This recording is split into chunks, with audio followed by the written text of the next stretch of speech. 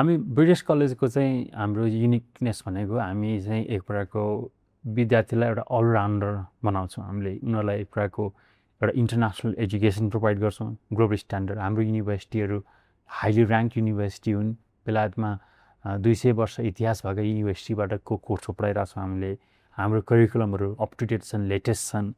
अनि विद्यार्थीलाई हामीले होलिस्टिक रूपमा डेभलप गर्छौँ। उनीहरूको एक्स्ट्रा करिकुलर एक्टिभिटिजहरूमा, उनीहरूलाई अन्टरप्रेनरसिप स्किल्सहरूमा हामीसँग चाहिँ तपाईँको यो इन्क्युबेसन सेन्टर पनि छ।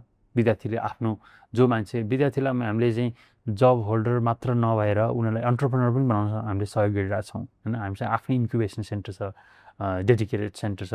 त्यसै गरेर हाम्रो विद्यार्थीहरूलाई इन्टरनेसनल इन्टर्नसिप अपर्च्युनिटी क्रिएट गरिरहेछौँ। नेपालभन्दा बाहिर पनि विभिन्न देशमा हाम्रो स्टुडेन्टहरू गएर इन्टर्नसिपहरू गरेर आउँछन्। अनि त्यस्तै गरेर अर्को चाहिँ तपाईँको चाहिँ स्टुडेन्टहरूलाई चाहिँ जुन हाम्रो एक्सपोजर, इन्टरनेसनल एक्सपोजर होइन, हाम्रो कलेजमा बेलायती युनिभर्सिटी विद्यार्थीहरू पनि आएर यहाँ उनीहरूसँग मिलेर जोइन्ट प्रोजेक्ट वर्क गर्छन्। हाम्रा स्टुडेन्टहरू पनि इन्टरनेसनल मोबिलिटी प्रोग्राममा विदेश पनि गएर देखेर बुझेर आउँछन्। यो सबै खालको एजुकेसन प्लस एक्सपिरियन्स जुन बनाइदिएका छौँ, हाम्रो इन्टरनेसनल एक्सपोजर एक्सपिरियन्स बनाइदिएका छौँ, त्यो चाहिँ हाम्रो चाहिँ ब्रिटिस कलेजको एउटा चाहिँ युएसपी हो भनौँ न, युनिक सेलिङ पोइन्ट हो। त्यसले गर्दा विद्यार्थीहरूलाई चाहिँ यो संस्था चाहिँ त्यो हिसाबले चाहिँ उपयुक्त हुन सक्छ।